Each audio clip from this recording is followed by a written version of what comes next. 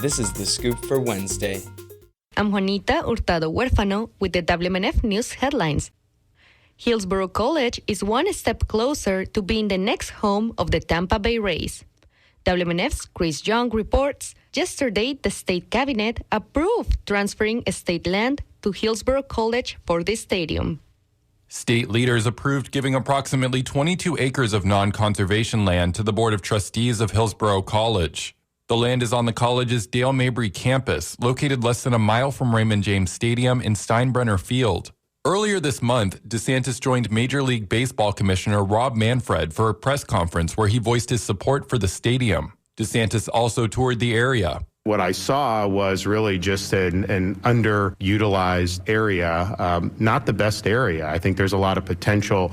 Attorney General James Uthmeier says a stadium would benefit the state. I think it's clear that, this is going to create a greater benefit than retention, in its current state ownership. What's today largely just a bunch of parking lots will be completely renovated to a live, work, entertain district. According to the Tampa Bay Times, the stadium could cost $2.3 billion. The Rays say they plan to pay at least half of the stadium cost, which could leave Hillsborough taxpayers on the hook for the other half. Chris Young, WMNF News. Melvin Trotter was executed last night after the U.S. Supreme Court denied his request for a last-minute stay of execution. Grace Hanna is the executive director for Floridians for Alternatives to the Death Penalty. She says the appeal wasn't to question his conviction. Rather, he wanted an independent review into the Department of Corrections' lethal injection protocol.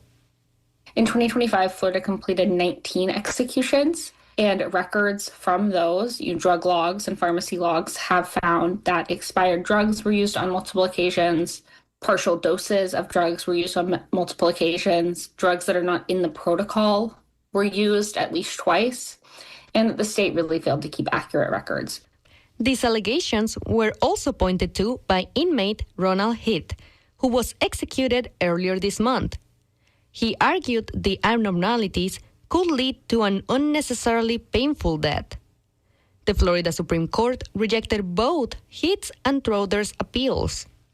They agreed with the state that the arguments were speculative, which is interesting because, the state is saying, well, these are incomplete records. You don't have, any new or more evidence. But the fact is that the state has declined to provide those new or more records. Florida already has 2 other executions scheduled for next month. This week, a Leon County judge dismissed a complaint from a former Parks employee, arguing he was fired as retaliation. In 2024, James Gates wrote an anonymous memo detailing state plans to develop state parks from Miami to Panhandle. The memo was later obtained by the Tampa Bay Times, and its publication led to bipartisan criticism and statewide protests. Afterwards, Governor DeSantis reversed the plans. Gates was then fired when he acknowledged writing the memo, and a lawsuit ensued. Now, after the state argued Gates wasn't eligible for whistleblower protections, Judge Angela Dempsey dismissed the complaint. The state's case rests on Gates publishing the memo anonymously. Yesterday, Manatee County approved the extension of a mining permit for the company Mosaic. The Tampa-based business is one of the world's largest phosphate mining companies.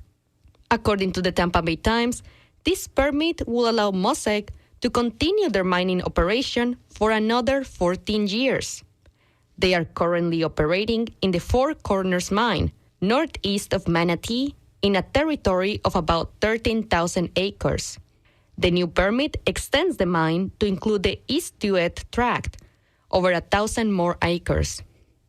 During the meeting, public responses were split, with some supporting Mosaic economic contributions and others questioning how the environmental impacts of the expanding operation will affect Manatee.